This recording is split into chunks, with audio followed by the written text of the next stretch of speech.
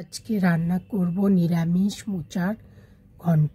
আর মোচার ঘন্ট আমি কি করে রান্না করি সেটা তোমাদের সাথে শেয়ার করব। প্রথমে মোচাটার ভেতরে নুন আর হলুদ দিয়ে আমি সিদ্ধ বসিয়ে দিয়েছি। আসলে রাতে আমি সব কেটে রেখেছিলাম, কেটে রেডি করে রেখেছি। এবার আমি ওটাকে ঢাকা দিয়ে দেবো। দেখো ঢাকনাটা তোলার পরে ওটা পুরো টকবক করে ফুটছে, মানে সিদ্ধ হয়ে গেছে।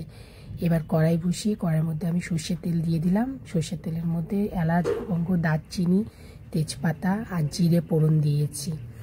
এবার যখন এটা একটু মশলাটা ভাজা ভাজা হবে, এবার আমি আলু ছেড়ে দেবো। কারণ আমি এবার এটার মধ্যে বড়া দিচ্ছি না, যেমন বেসনের বড়া, ডালের বড়া ছাড়াই আমি এটা করব।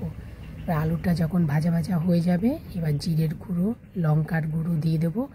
দিয়ে এবার আবার এটাকে আদা বাটা দিয়ে দিচ্ছি, দিয়ে এটাকে ভালো করে কষিয়ে নেব। এই দেখো কষাচ্ছি, দেখো কষানো হয়ে গেছে। এবার আমি এটার ভেতরে সিদ্ধ করা মোচাটা ছেড়ে দেবো। এবার মোচাটা যেহেতু আমি দিয়ে দিয়েছি, এবার মোচাটা দেওয়ার পরে এবার এই মোচাটাকে ভালো করে আমি ভাজা ভাজা করে নেব। এই যে ভাজা ভাজা হচ্ছে, আর পুরো মশলার সাথে মোচাটাকে পুরো মিক্সড করে নেব। নিয়ে এবার ঢাকা দিয়ে দিয়েছি, ঢাকনাটাও সরিয়ে দিলাম। দিয়ে এবার একটু নেড়ে নিলাম যাতে নিচে না লেগে যায়। নেড়ে নিলাম, নাড়ার পরে এবার এর ভেতরে আমি মিষ্টি দেব। কারণ একটু মিষ্টি না হলে না নিরামিষ তরকারি ভালো লাগে না।